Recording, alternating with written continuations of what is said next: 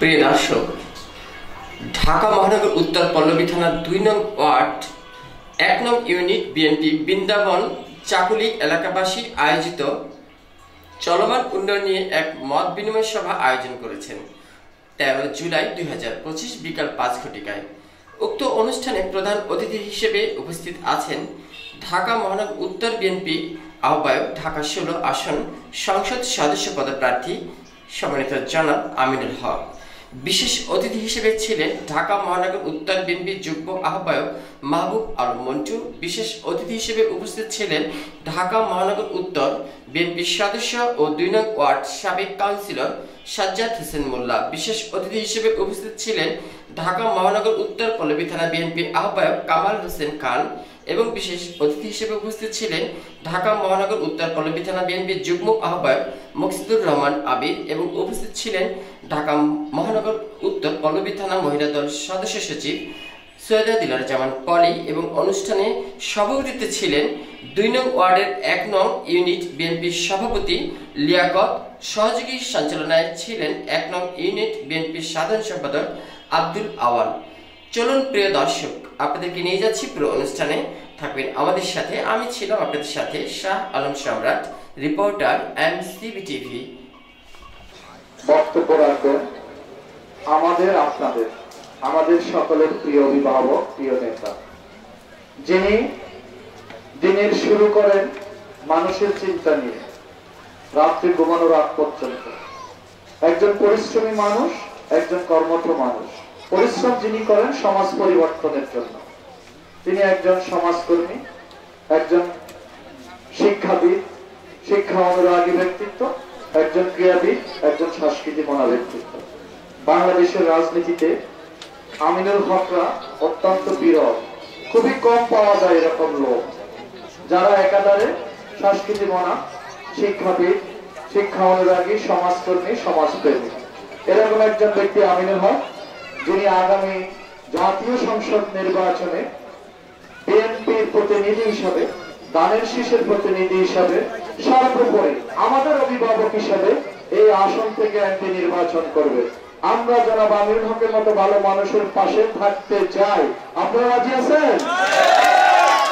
আমরা আমিনুল হকের মতো একজন সৎ ব্যক্তির পাশে থাকতে চাই। রাজি আছেন? প্রিয় এলাকাবাসী, আমার প্রিয় উপস্থিতি, আমরা অনেক সময় দেখি আমরা অনেক বড় বড় পাঞ্জাবি পরা, অনেক লম্বা দাড়ি, অনেক বড় জুব্বা টুপি, অনেক কিছু দেখি না, কিন্তু সততা নির্ভর করে মানুষের ব্যক্তিত্বের উপর। একজন ব্যক্তিকে দেখলে বোঝা যায় তার চেহারার মধ্যে সততা থাকে, তার দিকে তাকালে বোঝা যায় যে সত্যিকার অর্থে তিনি একজন ভালো মানুষ, একজন সৎ মানুষ। এরকম ব্যক্তিকে আমরা আমাদের নেতা হিসেবে দেখতে চাই। রাজি আছে? এরকম ব্যক্তিকে আগামী সংসদে আমরা পাঠাবো। রাজি আছে? ওনার মার্কা কি হবে জানেন তো? আরো জোরে, আরো জোরে, সবাই বলে নাই, একসাথে হয়ে যাবে। আমরা সবাই আমার সাথে থাকবো। রাজি আছে? বক্তব্য পেশ করবে প্রিয় নেতা, প্রিয় অভিভাবক জনাব আমিনুল হক। বিসমিল্লাহির রহমানির রহিম। ২ নম্বর ওয়ার্ড চাকুলি বৃন্দাবন ইউনিটের আজকের এই মত বিনিময় সভা সম্মানিত সভাপতি জনাব লিয়াকত এবং আমাদের মাঝে উপস্থিত আমাদের ঢাকা মহানগর উত্তর বিএনপি সংগ্রামী যুগ্ম আহ্বায়ক জনাব মাহবুব আলম মন্টু এবং আমাদের মাঝে উপস্থিত আমাদের ঢাকা মহানগর উত্তর বিএনপির সদস্য, আমাদের সাবেক কাউন্সিলর জনাব সাজ্জাদ হোসেন মোল্লা, আমাদের মাঝে উপস্থিত আমাদের পল্লবী থানা বিএনপির ভারপ্রাপ্ত আহ্বায়ক জনাব কামাল হোসেন খান, আমাদের মাঝে উপস্থিত আমাদের পল্লবী থানা বিএনপির যুগ্ম আহ্বায়ক জনাব আনিসুর রহমান, যুগ্ম আহ্বায়ক মকসুদুর রহমান আবির সহ আমাদের এখানে উপস্থিত পল্লবী থানা মহিলা দলের সদস্য সচিব পলিয়াপা সহ এখানে উপস্থিত নেতৃবৃন্দ, আমি সবার নাম বললাম না, আমাদের সরকার সাহেব আছেন, আমাদের সেলিম ভাই আছেন, আমাদের লাবলু ভাই আছেন এবং আমার সামনে উপবিষ্ট আমাদের প্রীতি সমতুল্য বাবারা রয়েছেন, ভাইরা রয়েছেন, মায়েরা রয়েছেন, বোনরা রয়েছেন এবং প্রিয় আমাদের সন্তান সমতুল্য অনেকেই রয়েছেন, সবাইকে জানাই আমার আন্তরিক কৃতজ্ঞতা এবং শুভেচ্ছা। প্রিয় উপস্থিতি, আপনারা জানেন যে গত 17 বছর আমরা যে দুঃশাসনের ভিতরে ছিলাম, আপনাদের উপরে যেমন একটু আগে আপনারা বলছিলেন যে আপনারা বারংবার গিয়েছেন ওই যে অবৈধ সরকারের এমপির কাছে, কিন্তু তারা আপনাদের কোনো উপকার করে নাই, তারা আপনাদের কথাও শুনে নাই। এবং গত 17 বছর আজকে যেটা আমি এখানে এসেছি, এইভাবে কোনোদিন আসছিল? আপনাদের কি সমস্যা একটু বলেন। আপনাদের আসছিল? এটাই হচ্ছে ওই স্বৈরাচার আওয়ামী লীগ আর বিএনপির ভিতরে পার্থক্য। আমরা রাজনীতি করি আপনাদের জন্য, আপনাদের কল্যাণের জন্য, আপনাদের উন্নয়নের জন্য। আমি তাৎক্ষণিকভাবে কতটুকু উপকার করতে পারবো সেটা আমি করে যাব, আর যেটা এখন পারবো না আপনাদের কাছে ওয়াদা করে যাচ্ছি, আগামী নির্বাচনের পরে যদি আপনারা আপনাদের ভোটে, এদেশের সাধারণ মানুষের ভোটে বাংলাদেশ জাতীয়তাবাদী দল বিএনপিকে নির্বাচিত করেন, আমি ওয়াদা করে যাচ্ছি যে আপনাদের সকল সমস্যার সমাধান হবে এবং এখানে উল্লেখযোগ্যভাবে যেটি আপনাদের সবচেয়ে বেশি দরকার সেটা হচ্ছে আপনাদের স্থায়ী একটি বসবাসের জায়গা, যেটি আপনাদের সকলের কথার ভিতরে বুঝলাম। এবং আপনারা যেখানে অবস্থান করছেন এটি রাজুকের নির্ধারিত জায়গা, সেখানে আপনাদের হয়তো অনুমতি নিয়ে আপনারা থাকছেন, বাট এটা কোনো স্থায়ী সমাধান না। আমরা আপনাদের এইখানে যেগুলো পরিবার রয়েছে, আমি এখানে আমাদের সাজ্জাদ ভাইকে বলবো এবং আমাদের যে পল্লবী থানা বিএনপির আহ্বায়ক আছে তাকে বলবো যে আপনাদের পরিবারের লিস্টটা করে ফেলবো। লিস্টটা করে ফেললে আল্লাহ যদি আমাদেরকে কবুল করে যে আগামী ফেব্রুয়ারিতে যে নির্বাচন হবে, সেই নির্বাচনের মাধ্যমে বাংলাদেশ জাতীয়তাবাদী দল বিএনপি যদি এদেশের জনগণের ভোটে নির্বাচিত হয়, আমি আমার নির্বাচনী এলাকার এই পল্লবী এবং রূপনগরে আপনাদের যারা ভূমিহীন রয়েছেন, যাদের কোনো স্থায়ী থাকার জায়গা নাই, আপনাদের স্থায়ী বসবাসের ব্যবস্থা সবার আগে করবেন। এবং এই জন্য আপনাদের যতগুলো পরিবার আপনার এখানে রয়েছেন, আপনি সেই লিস্টটা যদি এখন থেকে দিয়ে রাখেন তাহলে আমাদের পর্যায়ক্রমে, কারণ নির্বাচনের পরে দেখবেন যে অনেকে নতুন ভাবে এসে জুড়ছে এখানে, আসবেন এরকম। এবং আপনারা যারা গত 20-30 বছর ধরে কষ্ট করছেন, আমি চাই যে আপনাদের সমস্যাটার সমাধান সবার আগে হোক। এই জন্য আপনাদের যে যারা রয়েছেন আপনারা ব্যবস্থা করবেন এবং আপনাদের যে লিস্টটা দরকার, কতগুলো পরিবার, সবার নাম ঠিকানা সবকিছু আমাদের কাছে দিয়ে রাখবেন। ইনশাআল্লাহ আল্লাহ যদি আমাদেরকে কবুল করে, ইনশাআল্লাহ নির্বাচনের পরে আপনাদের এই বাসস্থানের সমস্যা সবার আগে হবে ইনশাআল্লাহ। পাশাপাশি আপনাদের পানির কথা বলেন, যে একজন বললেন যে উজু করার ও পানি নাই, এটা খুব দুঃখজনক একটা বিষয়, এটা অত্যন্ত মানবিক একটা বিষয়।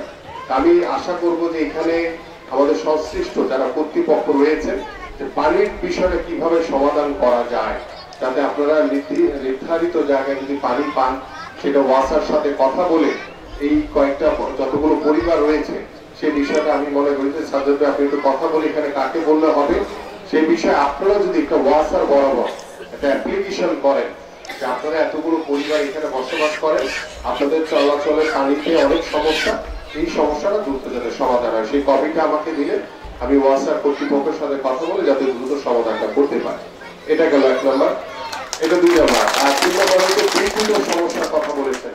বিদ্যুতের যেটা আমাকে সাজ্জাদ ভাই বললো যে আপনাদের বিদ্যুতের যে বিলটা অনেক বেশি হয় না, অনেক বেশি বিল হয়, তাই তো?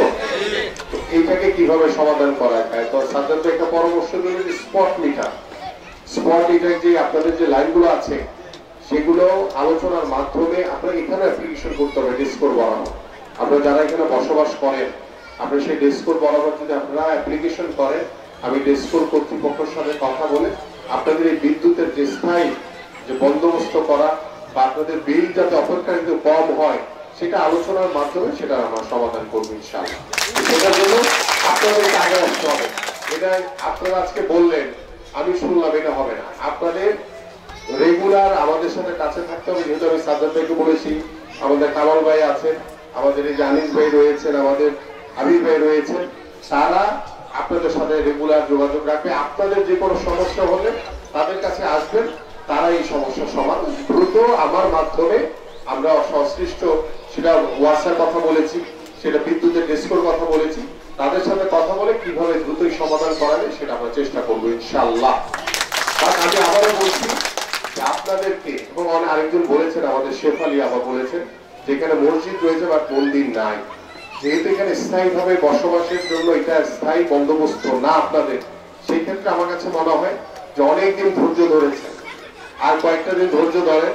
আগামী নির্বাচনের পরে ইনশাআল্লাহ যে নির্বাচনের মাধ্যমে এই দেশের জনগণের ভোটে যে নির্বাচন হবে, যে বাংলাদেশ জাতীয়তাবাদী দল বিএনপি ইনশাআল্লাহ আল্লাহর রহমতে যদি নির্বাচিত হয়, আপনাদের যে নির্ধারিত বাসস্থানের ব্যবস্থা করা হবে, সেখানে মসজিদ মন্দির সব ধরনের ব্যবস্থাই করে দেওয়া হবে। এই জায়গাটা আপনারা আপনাদের খেয়াল রাখতে হবে। আরেকটা বিষয় যেটা আমার কাছে মনে হয় যে খুব গুরুত্বপূর্ণ ইস্যু, যেটা আপনারা আপনাদের সন্তানদের জন্য নিশ্চয়ই চিন্তা করেন, বাট আমি আমার জায়গা থেকে অনেক বেশি চিন্তা করি আপনাদের এই সমস্যাটা নিয়ে। সেটা হচ্ছে শিক্ষার মান। আমাদের বাচ্চাদের পড়াশোনার জন্য যেটি দরকার সেটা হচ্ছে একটি স্কুল। এবং আমি আপনাদের যারা নিম্ন আয়ের মানুষ রয়েছেন, যারা আল্লাহ পাক যদি আমাকে কবুল করে আপনাদের ভোটে, ইনশাআল্লাহ আমরা প্রত্যেকটা এলাকাতে যেখানে নিম্ন আয়ের মানুষ বসবাস করে তাদেরকে আমরা বিনামূল্যে আমাদের সন্তানদের জন্য পড়াশোনার ব্যবস্থা করবো এবং স্কুল করে দিব। এবং আপনাদের যারা মায়েরা যারা রয়েছেন, অনেক সময় আপনারা চিকিৎসার জন্য অনেক দূরে যেতে পারেন না, সেখানে আমরা প্রত্যেকটি এলাকায় আমার ইতিমধ্যে পরিকল্পনা রয়েছে। আল্লাহ পাক যদি আপনাদের ভোটে কবুল করে, ইনশাআল্লাহ প্রত্যেকটি নিম্ন আয়ের যে এলাকাগুলো থাকবে সেখানে যাতে আমরা মাতৃ সদন হাসপাতাল করে দিতে পারি, যাতে আমাদের গর্ভবতী মায়েরা বা সাময়িক হঠাৎ অসুস্থ হয়ে গেলে যাতে তাৎক্ষণিকভাবে চিকিৎসাটা পায়। এই ব্যবস্থাগুলো আমরা করবো ইনশাআল্লাহ। ওই চিকিৎসাটা আমরা করবো এবং স্কুলের ব্যবস্থা, কারণ আমাদের এই যে সন্তানরা, এদের ভবিষ্যৎ কিন্তু আপনারা তো বয়স পার করে দিচ্ছেন, আমরাও মোটামুটি একটা বয়স আসে, বাট আমাদের সন্তানদের জন্য তো একটা ভালো ভবিষ্যৎ দেখে দিতে হবে। আপনারা যে কষ্ট করছেন, আপনি কি চান যে আপনার সন্তানরা একই কষ্ট করুক? নিশ্চয়ই চান না, আমিও চাই না আমার সন্তানরা।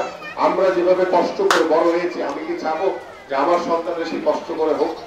আমরা চাই যে আমাদের ভবিষ্যৎ প্রজন্মের জন্য যাতে একটি সুন্দর বাংলাদেশ, একটি সুন্দর সমাজ, একটি সুন্দর শান্তিপূর্ণ পরিবেশ আমরা রেখে যেতে পারি। সেই জন্য আমাদের শিক্ষার দিকে খেয়াল রাখতে হবে, আপনাদের সন্তানদেরকে পড়াশোনার দিকে পাঠাতে হবে। শিক্ষার মাধ্যমে আমরা আমাদের সন্তানদেরকে সুন্দর ভবিষ্যৎ গড়ে তুলতে পারবো।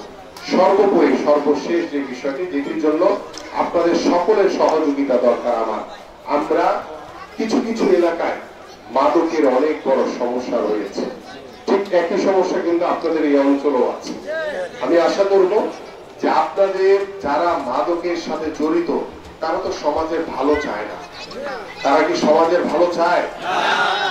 যে মাদকের দ্বারা আমার সন্তান, আমার যুব সমাজ ধ্বংসের পথে চলে যাচ্ছে, অকাল মৃত্যুর কোলে ঢলে পড়ছে, যাদের দ্বারা এই মাদক হাতে আসতেছে, তারা নিশ্চয়ই আমাদের এই সমাজের ভালো চায় না, আমাদের সন্তানদের ভালো চায় না। তো সেই মানুষগুলোকে আপনাদের সাথে থাকার যোগ্যতা আছে? যোগ্যতা নাই। তো তাদেরকে আইনের হাতে তুলে দিতে হবে।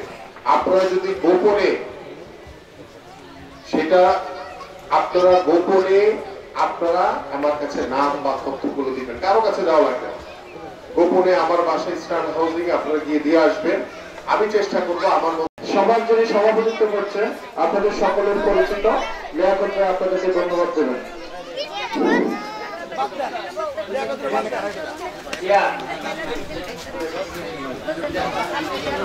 সবাইকে ধন্যবাদ।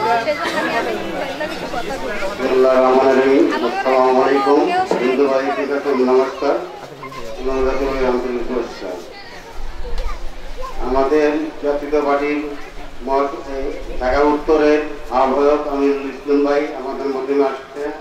উনি আমাদের সুবিধাজন্য দীর্ঘ জীবন, আমরা 40 বছর এখানে বসবাস করতেছি।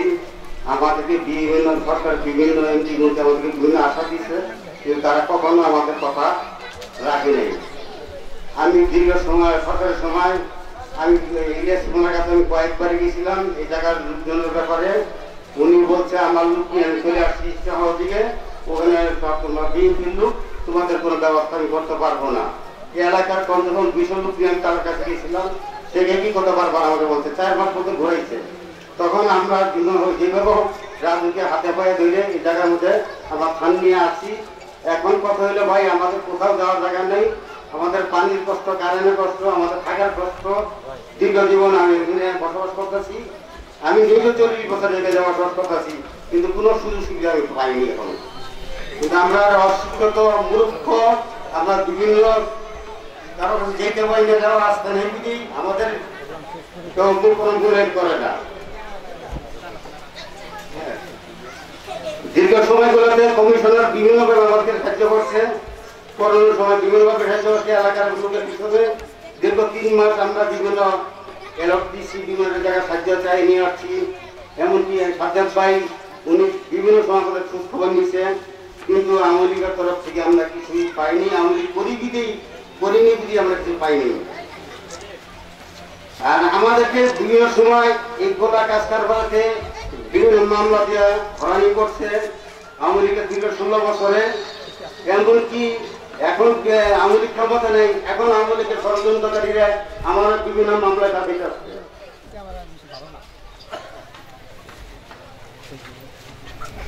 এখন আপনার কাছে এটাই অনুরোধ, আমাদেরকে অভিভাবক, আপনি রুগ্ন করার জন্য অভিভাবক আমরা পাইছি, ভালো লোক পাইছি। আমরা দীর্ঘদিন আপনার জন্য সময় কাটাতে চাই। আমাদের প্রতি আপনি একটু খেয়াল রাখবেন, আমরা যেন বসবাস করে থাকতে পারি। যে কোনো জায়গায় একটা ব্যবস্থা করে দেন, আমাদেরকে মাথা দোলা খাই দেন। এগুলি আমার উত্তর বাংলা চিরদিবী হোক।